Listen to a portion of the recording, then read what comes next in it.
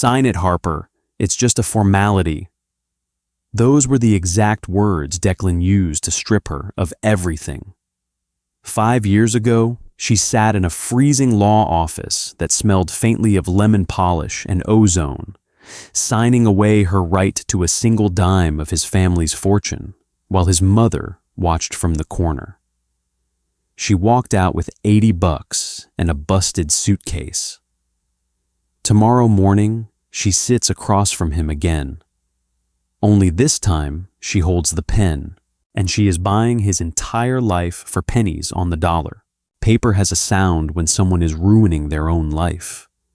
It's a dry, papery rasp, like dead leaves dragging across concrete. She remembers the texture of the mahogany table in his family lawyer's office. It was so highly polished, her forearm stuck to it, leaving little blooms of sweat on the varnish.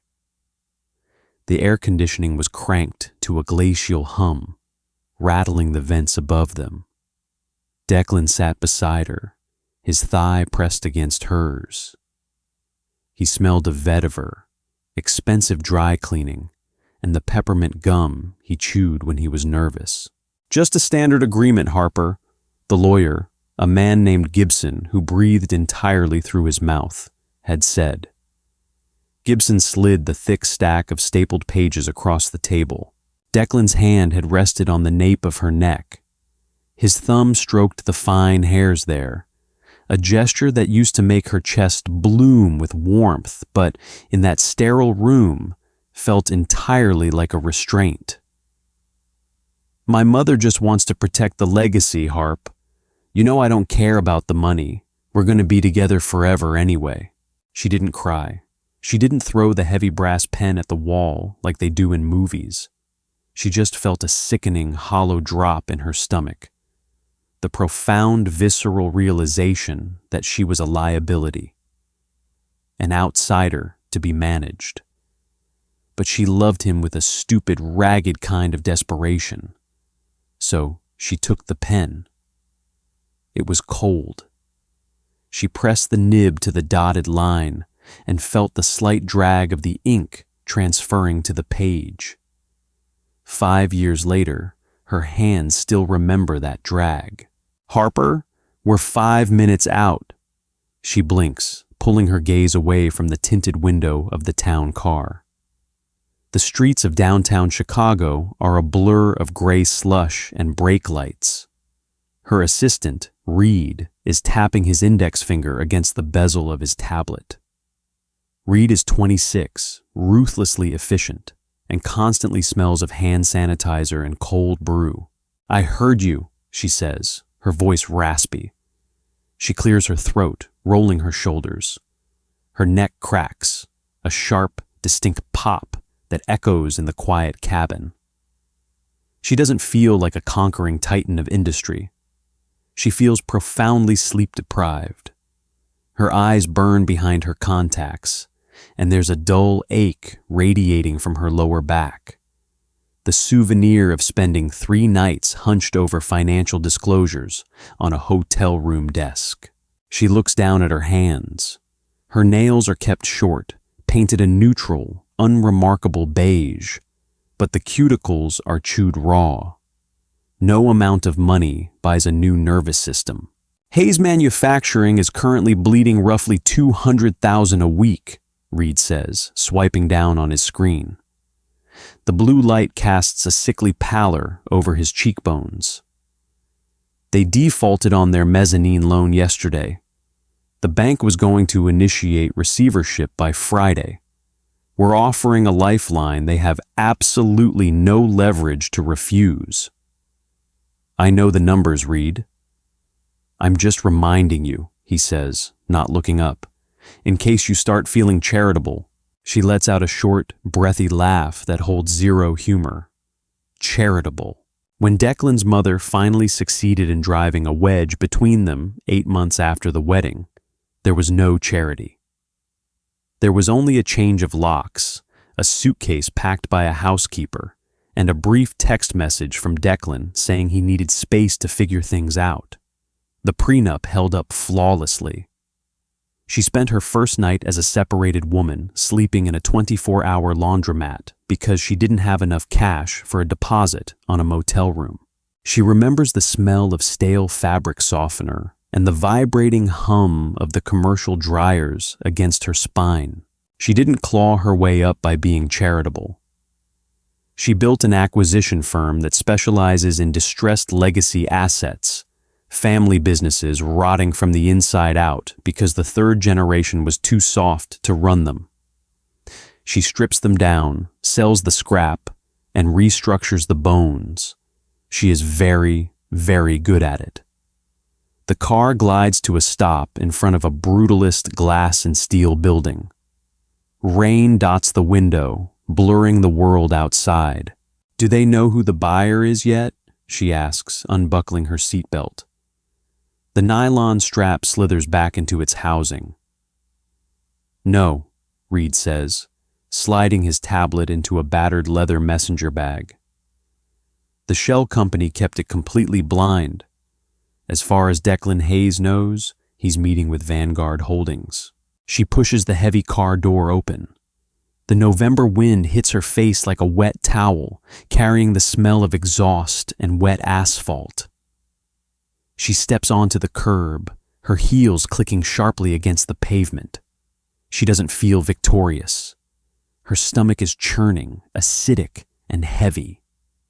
She thought she would feel a sense of grand justice, a soaring cinematic high. Instead, she just feels the cold dampness seeping through the soles of her shoes. Elevators in corporate high-rises always smell the same. A mixture of ozone, metal polish, and the faint, lingering scent of 100 different stress sweats covered by expensive colognes. As the floor indicator ticks upward, 30, 31, 32. She watches her reflection in the brushed steel doors. She is wearing a charcoal suit that costs more than her first car, but it bunches slightly at the elbows because she forgot to take it to the tailor. Her hair is pulled back tight, pulling at her scalp. She looks exactly like what she is, a woman who traded her capacity for softness for a seat at the table.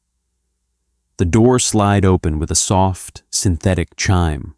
Reed walks slightly ahead of her, pushing through the double-glass doors of the law firm. It isn't Gibson's firm this time.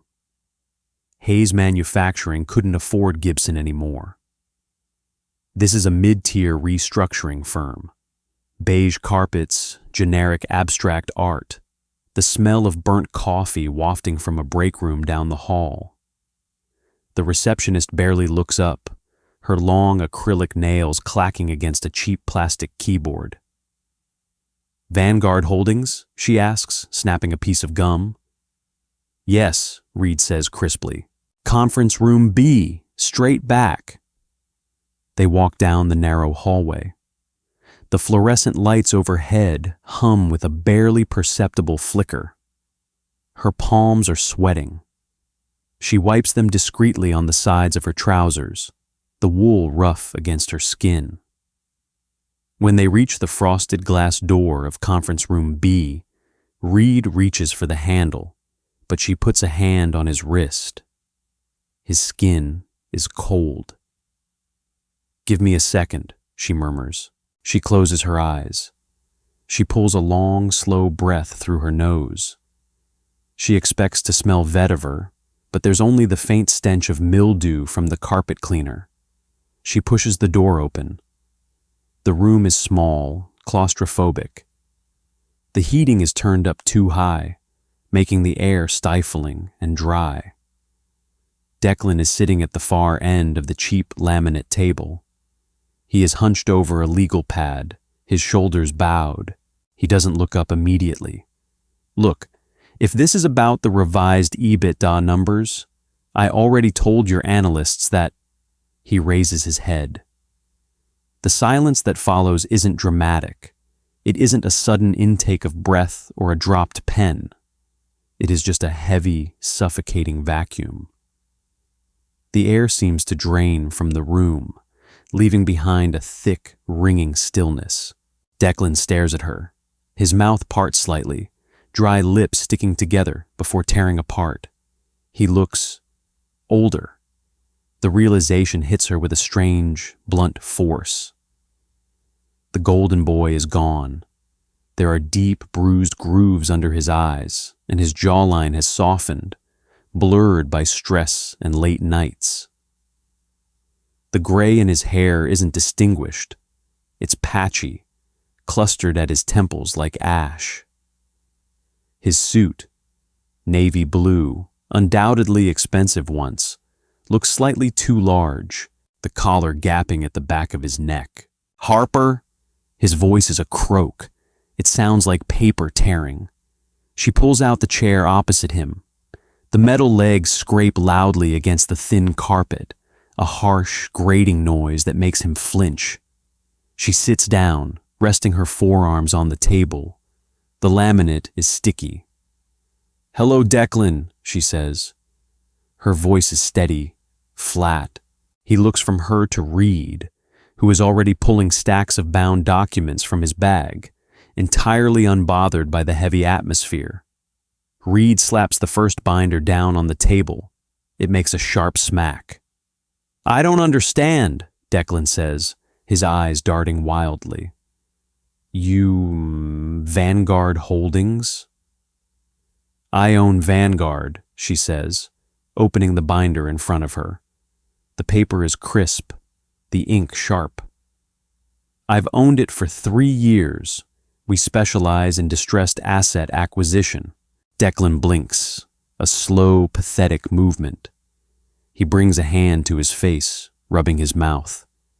She notices his fingernails are bitten down to the quick, the skin around them red and inflamed. "You bought my debt," he whispers, the reality finally piercing through his shock. "You bought the notes from Chase. I bought all of them," she corrects him gently. "The mezzanine debt, the equipment liens, the mortgage on the Southside facility. You are currently leveraged at roughly 400% of your actual valuation, Declan. You owe Vanguard Holdings $42 million, and as of midnight last night, you are in default." A flush of dark, ugly red creeps up his neck, disappearing into his collar. This is a joke. This is some kind of sick, vindictive joke. He looks toward the door, as if expecting someone to walk in and hand him a punchline. "You set this up." "The market set this up," she says, leaning back in her chair. It squeaks, a cheap plastic sound. "You failed to modernize your supply chain. You kept your mother's bloated executive board on payroll while cutting corner floor manufacturing jobs. You lost your primary contract with Ford because your defect rate spiked by 12%. I didn't do any of that, Declan. I'm just the vulture circling the carcass." He stares at her, and for a second, she sees a flash of the old Declan, the arrogance, the entitlement. His jaw clenches, a muscle ticking violently near his ear. "I'm not signing my grandfather's company over to my ex-wife." She feels a strange twitch in her chest. Not anger, pity. It tastes metallic and sour. "You don't have to," she says, keeping her voice level. She pulls a silver pen from her inside pocket. It's heavy, balanced, cold. She places it in the center of the table. "You can walk out of this room. If you do, Reed will file the receivership papers at 9 a.m. tomorrow. A court-appointed liquidator will step in. They will auction off your grandfather's company piece by piece. The brand name will be sold to a holding company in Shenzhen. Your employees will be locked out by Friday, and you will be personally liable for the remaining $12 million that pierce the corporate veil because you used company funds to pay off your mother's estate taxes." She watches his chest rise and fall, rapid, shallow breaths. He is suffocating in the dry heat of the room. "Or," she continues, tapping the contract once, "you sign this. Vanguard takes 80% equity. We assume the debt. The company stays intact, your employees keep their jobs, and you step down as CEO. We buy you out of your remaining 20% at current market value. Which is, he rasps, $700,000, Reed supplies cheerfully, not looking up from his tablet. Declan looks like he has been struck in the stomach. The company is worth $80 million. The company was worth $80 million, she corrects him. She leans forward, lowering her voice. She can smell his sweat now. It smells sour, like fear and stale alcohol. Right now, it's worth -$42 million. I am offering you a golden parachute made of aluminum foil, Declan. It's more than you gave me. He stares at the pen. He reaches for it. His hand trembling so badly, the pen rattles against the laminate before he can grip it. He looks up at her, his eyes wet. "Harper, please," he whispers. The crack in his voice is raw, agonizingly human. We were a family once. You know what this place means to me?" Her stomach twists, a sickening, violent lurch of old grief. But she looks at his trembling hand, and all she can remember is the freezing draft of the air conditioner 5 years ago, and the weight of his thumb on her neck, pressing her down. She accidentally knocks her elbow against the binder. A stray paperclip goes flying, skittering off the table and dropping onto the carpet. She leans over, breaking eye contact, her hair falling in her face as she gropes blindly for the tiny piece of metal on the floor. It ruins the tension. It ruins the cold, untouchable facade she's built. She feels a flash of hot embarrassment. She grabs the paperclip, sits up straight, and pushes her hair back, her face flushed. "Sign it, Declan," she says, her voice slightly breathless from bending over. "It's just a formality." The buyout took 3 hours of agonizing bureaucratic minutia. Declan's lawyers, 2 exhausted associates who looked like they hadn't slept since Tuesday, argued over non-compete clauses and severance packages, while Declan sat in silence, staring a hole into the fake wood grain of the table. When it was over, she didn't feel a rush of dopamine. She just felt a desperate, clawing need for a glass of water. 2 days later, she is standing on the floor of the Hayes Manufacturing Southside facility. The sound is the first thing that hits you, or rather, the lack of it. A factory this size should be a deafening, vibrating organism. It should smell of ozone, hot oil, and scorched metal. You should feel the thrum of the stamping presses in your teeth. Instead, it is dead. The silence is heavy, oppressive, settling like dust over the sprawling concrete floor. The air is freezing. They cut the heating to the warehouse 2 weeks ago, and smells faintly of rust, damp cardboard, and pigeon guano. She pulls her camel coat tighter around her shoulders, her breath pluming in small white clouds in the dim light. "Watch your step," Declan mutters, walking a few paces ahead of her. He is wearing a heavy Carhartt jacket that looks entirely too pristine for a factory floor, the stiff canvas lacking the grease stains of actual labor. They step over a puddle of dark, viscous fluid leaking from a dormant hydraulic press. She looks up. The skylights are caked in years of industrial grime, filtering the pale winter sunlight into a sickly, jaundiced yellow. Dust motes dance lazily in the stagnant air. "This line used to run 3 shifts, Declan says, his voice echoing in the cavernous space. He stops in front of a massive CNC machine. The casing is dull, filmed with a layer of gray dust. He reaches out and runs a hand along the metal. When he pulls it back, his fingertips are black. Grandpa bought this one in '98. said it was the heartbeat of the place. It's obsolete, she says, pulling a small flashlight from her pocket. She clicks it on, shining the harsh LED beam into the machine's housing. She leans in, ignoring the way the sharp edge of the casing presses into the wool of her coat. The spindles are shot. The software can't integrate with modern CAD systems. You've been paying machinists to manually calibrate it, which is why your defect rate on the automotive contracts skyrocketed. She clicks the flashlight off and steps back. The metal smells sharp, acidic. It gets caught in the back of her throat. You didn't come here to inspect the machinery, Harper, Declan says. He turns to face her, shoving his dirty hands into his jacket pockets. The yellow light catches the hollows of his cheeks. You sent a team of engineers to do that yesterday. You came here to gloat. She looks at him. Really looks at him. She expects to feel the familiar, burning resentment that kept her warm during those first few months of sleeping on a mattress on the floor of a studio apartment. The anger that fueled her through 80-hour work weeks, through panic attacks in airport bathrooms, through the relentless, grinding pressure of building Vanguard from nothing. But looking at Declan now, surrounded by the rotting corpse of his legacy, she just feels tired.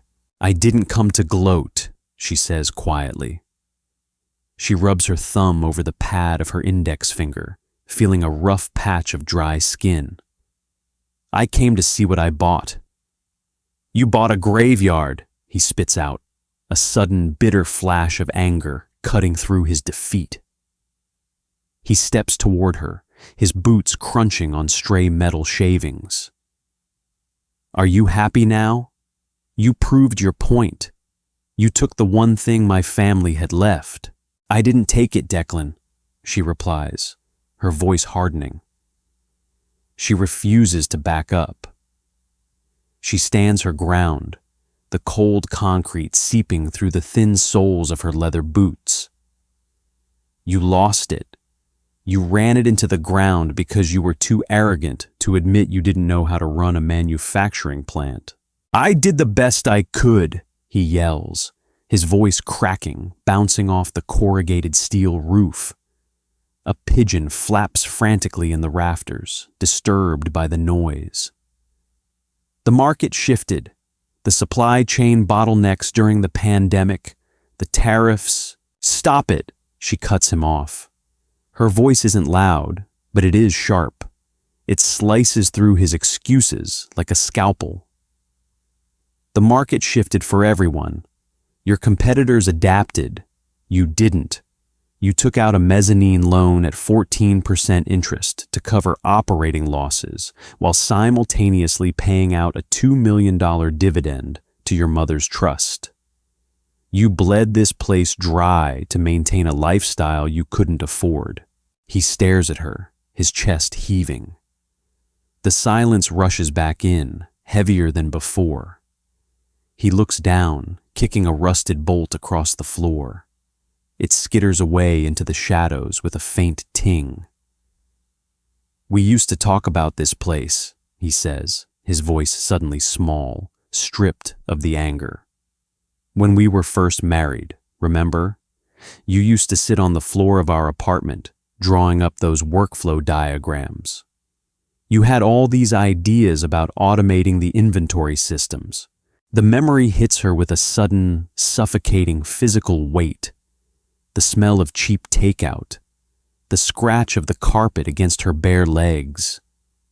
The way Declan used to look at her, like she was the smartest person in the world, right up until the moment his mother told him she was a threat. I remember, she says, her throat tight. She swallows hard, forcing the lump down. I also remember handing those diagrams to you, and I remember you leaving them on the kitchen counter for 3 weeks until they got covered in coffee stains, and then you threw them away. Declan closes his eyes. A muscle twitches in his jaw. I should have listened to you. Yes, she says softly. You should have. She turns away from him, walking down the aisle between the silent, hulking machines. She drags her fingertips lightly across a rusted railing, feeling the rough, oxidized grit collecting under her nails. It's dirty. It's broken. But as she looks down the long expanse of the warehouse floor, she doesn't see a graveyard. She sees the bones of something she can rebuild. Without him. Clear out your office by Friday, Declan, she calls back over her shoulder, not turning around. The liquidation team comes in on Monday to tag the scrap. She doesn't wait for his answer. She keeps walking toward the exit, the harsh white light of the loading dock doors pulling her forward. The air outside is freezing, but as she pushes through the heavy steel door and steps into the pale winter afternoon, she takes a deep breath. It smells like exhaust, and it smells entirely like hers. Packing tape has a violent sound. When pulled fast off the roll, it shrieks, a sharp synthetic tear that cuts right through the ambient hum of an office. Rip. She flinches, a tiny involuntary spasm in her right shoulder. Reed is standing in the center of the executive suite, taping together heavy-duty corrugated boxes. He moves with an irritatingly rhythmic efficiency. Fold, tuck, tape, fold, tuck, tape. Do you have to do that in here? She asks, rubbing the bridge of her nose. A dull, pulsing headache has been building behind her left eye since 6 a.m. The liquidation team needs the personal effects cleared by noon, Reed says, not pausing. Rip. I don't trust the temp workers with the proprietary files in the desk drawers. They tend to throw out the baby, the bath water, and the bathtub. She leans back against the heavy mahogany desk. Declan's desk. Or rather, his grandfather's desk. It is a massive, hideous piece of furniture, carved with ornate, dust-catching grooves that smell faintly of lemon oil and old cigars. The corner office is huge, a sprawling monument to mid-century corporate excess. Wood paneling, a wet bar hidden behind a globe, floor-to-ceiling windows looking out over a gray, industrial stretch of the Chicago River. It feels like a museum dedicated to a dead man's ego. She reaches out and touches a heavy crystal Scotch decanter resting on a side table. It's empty, but a cloudy amber residue clings to the bottom glass. The heavy oak door swings open without a knock. The draft of cold air hits her ankles a second before the smell of gin, peppermint, and Chanel No. 5 floods the room. Catherine Hayes stands in the doorway. She is wearing a beige cashmere coat that drapes perfectly over her frail, rigid shoulders. Her hair, an unnatural, icy blonde, is sprayed into an immovable helmet. She looks exactly the same as she did 5 years ago in Gibson's office, right down to the severe, pinched line of her mouth.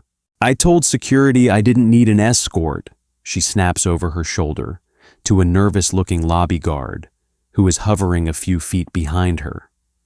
She turns her glacial stare on Harper. You always did have a flair for the dramatic, Harper. I suppose sleeping your way into a shell company is one way to get my attention. Harper's stomach does a sudden, violent flip, a conditioned response. For 8 months of her life, this woman's approval was her daily unwinnable war. She feels a flash of heat rush to her cheeks, an embarrassing juvenile flush. Her hand jerks, knocking her knuckles hard against the crystal decanter. It wobbles dangerously. She catches it just before it falls, her fingers slipping on the cut glass. She takes a breath. The air tastes like copper. Reed, she says, her voice slightly thinner than she wants it to be. Take the guard and wait outside. Close the door. Reed looks at her, his eyes flicking to Catherine, then back. He drops the tape dispenser. It lands with a heavy thud on the carpet. I'll be right out here. The door clicks shut, sealing the two of them inside the heavy dead air of the office. Catherine steps further into the room. Her heels sink into the thick carpet. She looks around at the half-filled cardboard boxes, her lip curling in disgust. This is petty, even for you. You think you can just waltz in here and steal 80 years of family history because you're bitter about a divorce. I didn't steal it, Catherine. I bought it. She crosses her arms over her chest, digging her fingernails into the fabric of her sleeves to stop her hands from shaking. Your son defaulted on $42 million of debt. The bank was going to strip this place for parts by Friday. Declan was managing it, she says dismissively, waving a thin hand adorned with a massive, blinding diamond. We had a bridge loan lined up with private equity. You had a predatory term sheet from a loan shark masquerading as a venture capital firm, and you know it. She steps away from the desk. Her legs feel heavy, like she's walking through wet sand. They were going to charge you 20% interest and demand your personal estate as collateral. I actually read the term sheet, Catherine. It was in the files Declan handed over. If I hadn't stepped in, you would have lost the house in Winnetka by Christmas. Her pale eyes narrow. The skin around her mouth tightens, emphasizing the fine spiderweb lines she pays thousands of dollars to inject away. You expect me to thank you? I expect you to leave my building. This isn't your building, she hisses, her composure cracking. She takes a step toward her, and suddenly, she doesn't look intimidating. She just looks old and brittle and terrified. You are nothing. You come from nothing, and you are nothing. You manipulated my boy. You drained him emotionally, and now you're trying to steal his birthright. I won't let you. She looks at Catherine, really looks at her. She expects to feel a surge of triumphant vindication. She has all the money. She has the deed. She holds the keys to her entire kingdom. But looking at her desperate, hateful face, she just feels a profound, hollow exhaustion. You did this, she says, her voice dropping to a quiet, ragged whisper. Catherine blinks, taken aback by the shift in her tone. Excuse me? You suffocated him. She lets her arms fall to her sides. Her palms are sweating. She wipes them on her trousers. You made him terrified of failing, but you never taught him how to work. You just handed him a title and a corner office and demanded he keep paying your dividends. You watched him drown in debt for 3 years, Catherine, and all you cared about was whether your country club fees cleared. How dare you? No, how dare you? Her voice cracks, a jagged edge of real emotion breaking through the corporate armor. She hates that her voice cracks. She clears her throat violently. I loved him. I would have helped him fix this place 5 years ago. But you convinced him I was a parasite, so you got your way. You got rid of me. And now you have nothing.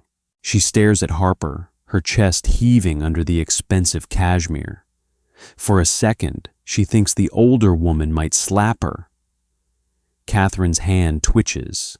Instead, she turns on her heel. She doesn't say another word. She walks to the door, pulls it open, and steps out into the hallway, letting it slam shut behind her. The heavy thud vibrates through the floorboards, traveling up through the soles of Harper's shoes. She stands alone in the silence. She looks down at her hands. They are trembling violently. She walks over to the wet bar, turns the small brass faucet, and runs the cold water over her wrists, letting the freezing temperature shock her nervous system back into rhythm. It takes 5 minutes before she can breathe normally again. 3 weeks later, the adrenaline is gone. There is only the grind. It is 11:45 p.m. on a Tuesday.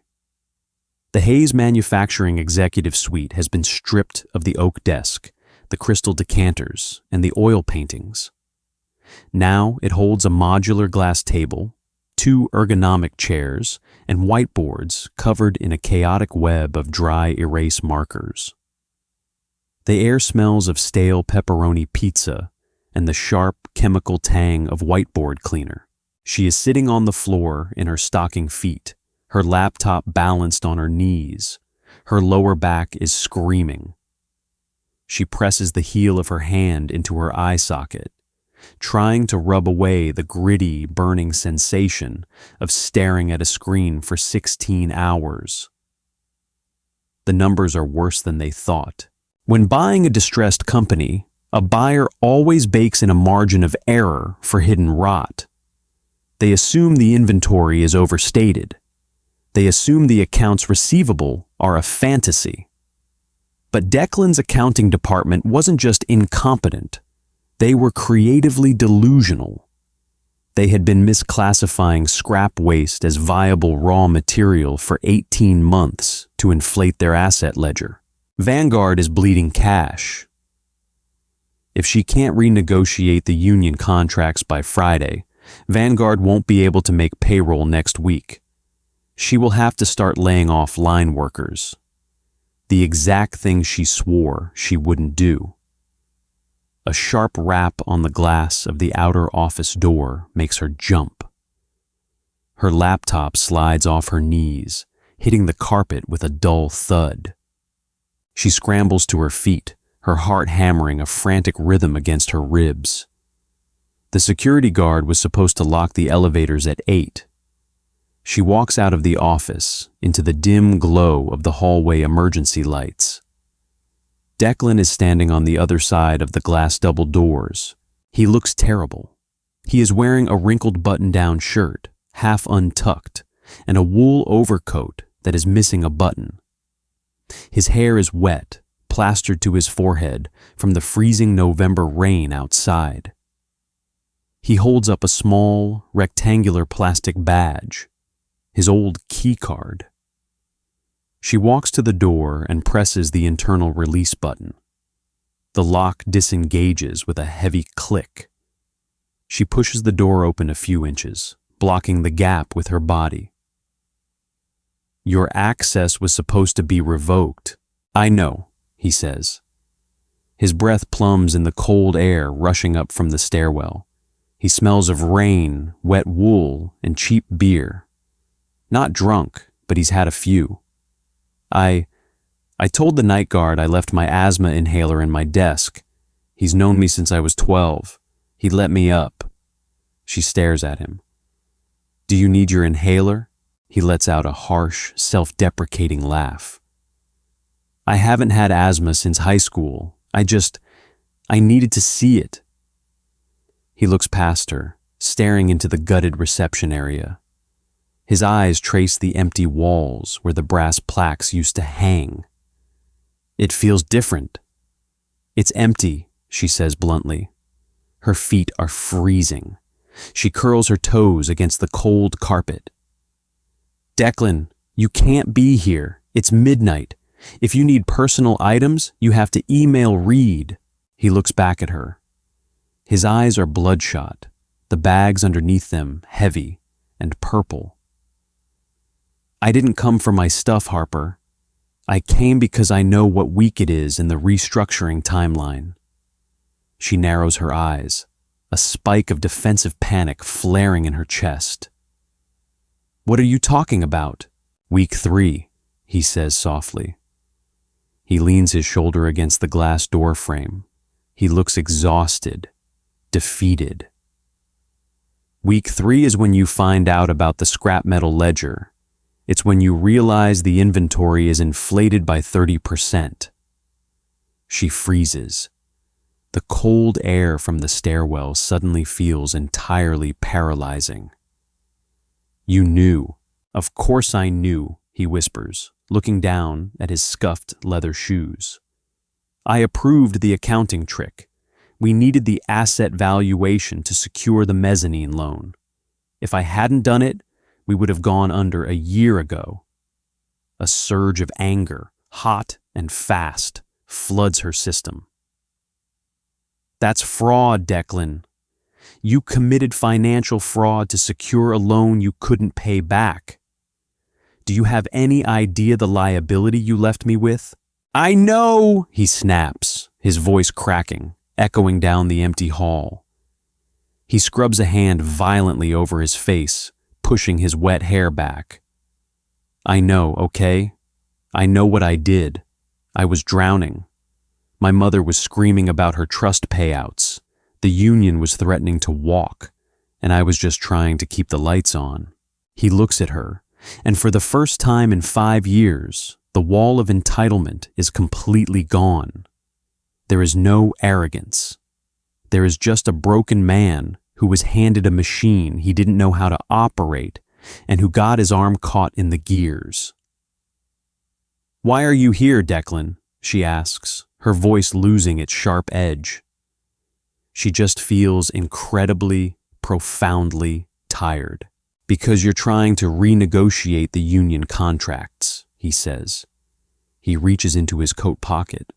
She tenses, but he just pulls out a folded, slightly crumpled piece of yellow legal paper. He holds it out to her. She doesn't take it. "What is that?" "It's a list," he says, his arm dropping a fraction when she doesn't reach for it. "You're dealing with Big Mike from Local 47. He hates management. He hated my grandfather. He hated my dad. And he hated me. If you go in there with spreadsheets and demand a 10% pay cut, he will strike on Monday, and he will bleed Vanguard dry." She stares at the yellow paper. Her stomach churns. He is right. Big Mike had hung up on Reed twice today. "What's on the list?" she asks, her voice barely above a whisper. "The concessions you actually have to make," Declan says. "They don't care about the hourly rate as much as you think. They care about the break room heating, which has been broken since 2021. They care about the mandatory overtime shifts on weekends. If you guarantee to fix the HVAC on the floor and implement a rotating weekend schedule, Mike will accept a 5% reduction in the hourly base to save jobs." She looks from the paper to Declan's face. "Why are you telling me this?" He swallows hard. His Adam's apple bobs against his collar. "Because if this place goes under, it's all gone. All the people who worked for my family for decades. I ruined it, but you can fix it. You're smarter than I ever was, Harper. You always were. My mother just made me too insecure to admit it." He presses the yellow paper into her hand. His fingers are freezing. The contact sends a weird, static shock up her forearm. He steps back, pulling his coat tighter around himself. "Fix the heating on line 4 first," he murmurs. "The guys over there freeze their asses off." He turns and walks toward the elevator bank. She stands in the doorway, the crumpled yellow paper heavy in her hand. She listens to the mechanical whir of the elevator arriving, the soft ding, and the heavy doors sliding shut. She looks down at the paper. It is covered in Declan's messy, rushed handwriting. Small details. Names of foremen whose wives are sick. Machines that need extra oil on Tuesdays. The human, messy reality of a factory that doesn't show up on an EBITDA spreadsheet. She walks back into the sterile, white-boarded office. She sits back down on the floor, opens her laptop, and deletes the spreadsheet she had been building for the union negotiations. She pulls up a blank document, her fingers hovering over the keys. For the first time since she signed that prenup, she doesn't feel like she's fighting a ghost. She just feels like she's trying to keep a building warm. Fluorescent lighting in union halls hums at a different frequency than corporate offices. It's a low, angry buzz, the sound of failing ballasts and decades of deferred maintenance. Big Mike sits across from her in a folding chair that groans under his weight. He is a massive man, 60 years old, wearing a faded Carhartt hoodie that smells of diesel exhaust and stale tobacco. His hands rest flat on the scarred plastic folding table. They are the size of dinner plates, knuckles thick with calcium deposits from 40 years of turning wrenches. He hasn't blinked in a full minute. "You want me to sell a 5% base reduction to 200 guys who are already struggling to buy groceries," Mike says. His voice is a deep, gravelly rumble that vibrates in her chest. "And in exchange, you're offering to fix the heater. A heater that your ex-husband's family let die 3 winters ago." Reed shifts uncomfortably next to her, his knee bouncing under the table. He opens his mouth to quote the EBITDA margins, but she puts a hand on his forearm, pressing down hard. He snaps his mouth shut. "I'm not offering a heater, Mike," she says, keeping her voice entirely flat. She leans forward, mirroring his posture. "I'm offering a contract clause, legally binding. If the HVAC on line 4 isn't pushing 70 degrees by December 1st, the 5% reduction is voided, and you get retroactive back pay at time and a half." Mike's eyes narrow, disappearing into the deep creases of his weathered face. "I'm also eliminating mandatory weekend overtime," she continues, sliding the revised contract across the table. The paper makes a soft, scratching sound against the plastic. "We shift to a rotating voluntary schedule. Foremen with seniority get first right of refusal. And I'm putting a dedicated maintenance budget in escrow today to cover the hydraulic fluid leaks on the stamping presses. I know you've got guys slipping and blowing out their knees." Mike looks down at the paper.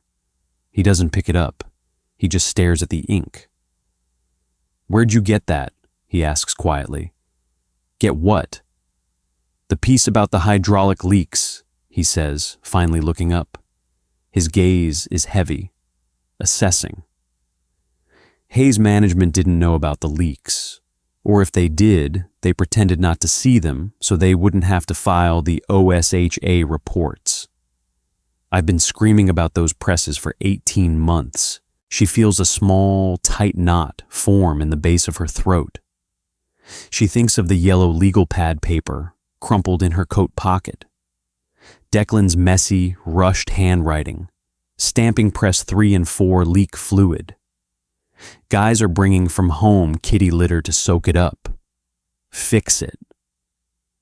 "I did an audit," she lies smoothly. "I walk the floor. I look at the ground."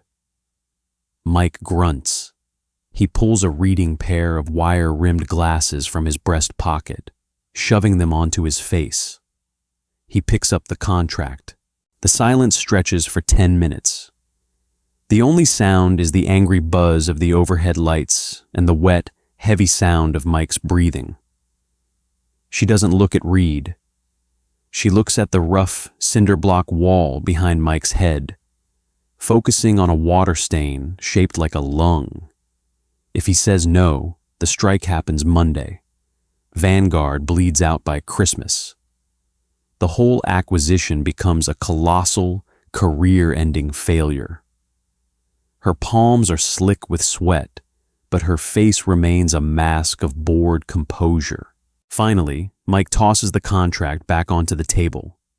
It lands with a soft slap. "You're a cold piece of work, lady," he says.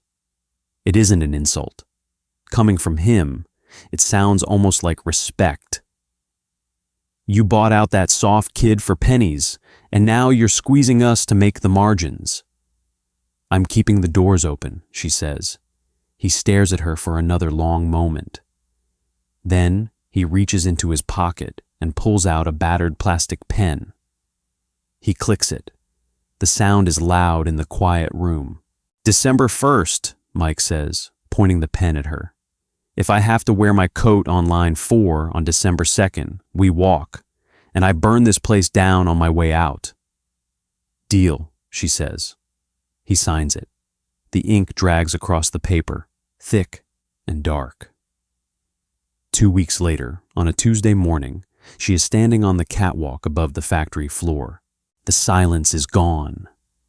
The cavernous space is filled with a deafening, rhythmic, mechanical roar. The stamping presses slam down with bone-rattling force, vibrating up through the grated steel catwalk and into her shins. Sparks shower in brilliant, violent arcs from the welding stations.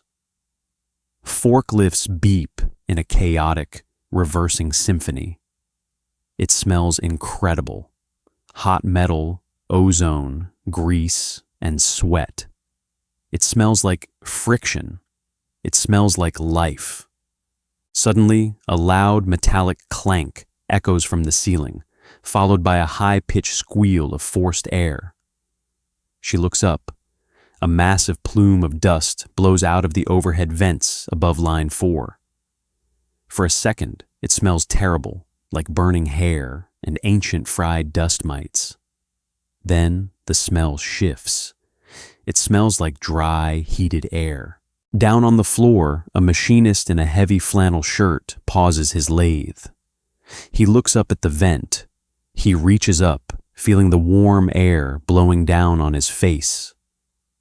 Slowly, he unbuttons his flannel, pulls it off, and tosses it onto a nearby workbench, leaving him in a gray t-shirt.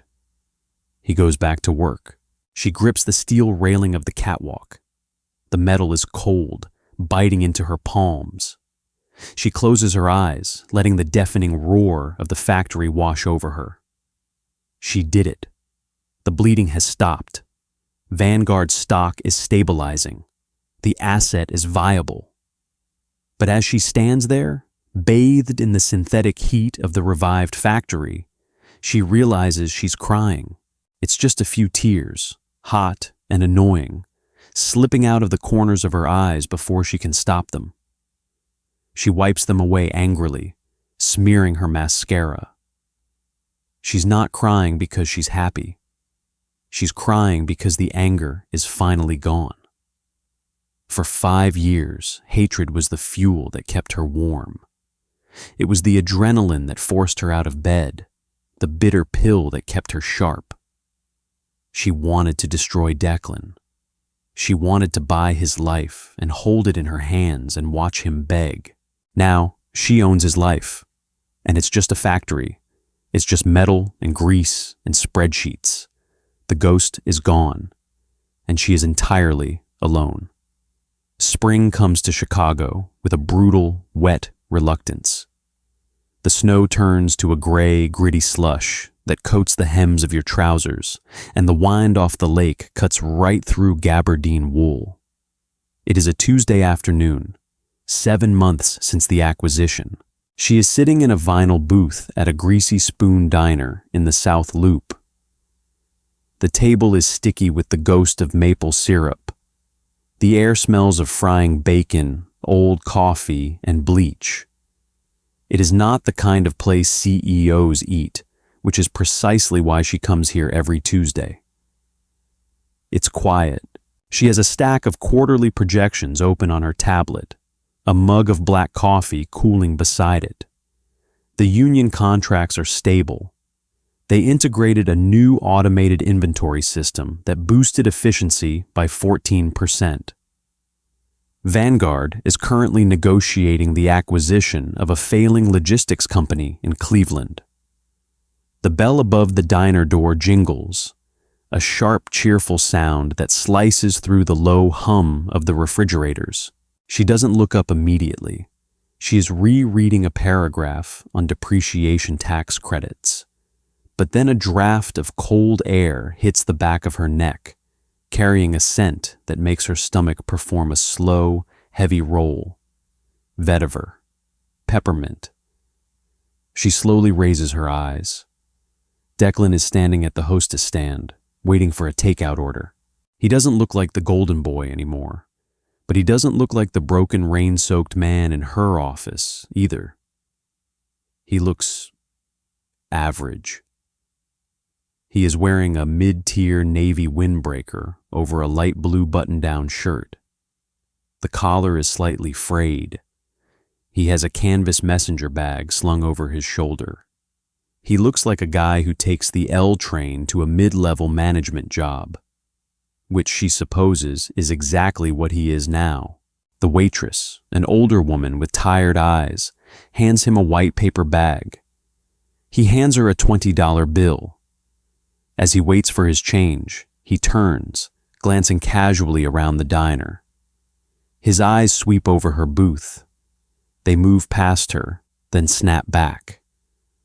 They stare at each other across 15 feet of scuffed linoleum. The diner fades away. The clinking of silverware, the hiss of the grill, it all mutes into white noise.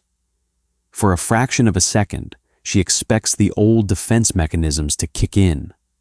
The spike of cortisol, the tightening of her jaw, the desperate need to prove that she won. But her pulse doesn't spike. Her jaw stays relaxed. She just looks at him. His face shifts. Surprise gives way to a strange, bruised vulnerability. He looks at her tailored coat draped over the booth, at the expensive tablet, at the perfect icy posture she has spent 5 years perfecting. He doesn't look angry. He doesn't look resentful. He looks relieved. Declan takes his change from the waitress, stuffing it awkwardly into his pocket. He grips the paper takeout bag in his hand. He takes a half step toward her booth, hesitates, and stops. He gives her a single, slow nod. It isn't an apology. It isn't a plea for forgiveness. It is just an acknowledgement, a surrender of the final piece of the past. She looks at him, holding his gaze.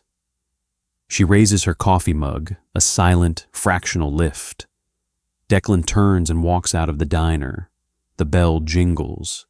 The heavy glass door closes, shutting out the roar of the street traffic.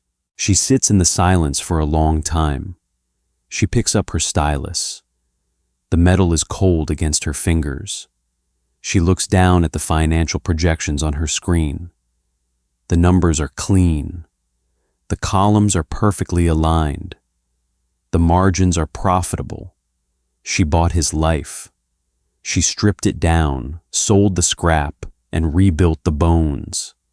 She signs her name at the bottom of the digital document, her handwriting sharp, angular, and permanent. The ink doesn't drag anymore. It flows. She slides out of the booth, leaves a $20 tip on the table, and walks out into the cold, gray afternoon. A black town car is idling at the curb, the engine purring with a low, expensive hum. Reed is standing by the rear door, holding an umbrella against the light drizzle. "Everything good, Harper?" he asks, opening the door for her. "Yes," she says, stepping into the warmth of the leather interior. She looks out the tinted window as the car pulls away from the curb, leaving the diner behind. Everything is perfectly balanced. If this story hit a nerve or made you feel the bitter, triumphant reality of building an empire from the ashes of betrayal, don't keep it to yourself. Hit that like button to support the channel. Share this video with someone who needs a reminder that the best revenge is a massive, untouchable success, and subscribe for more deeply human, gritty stories.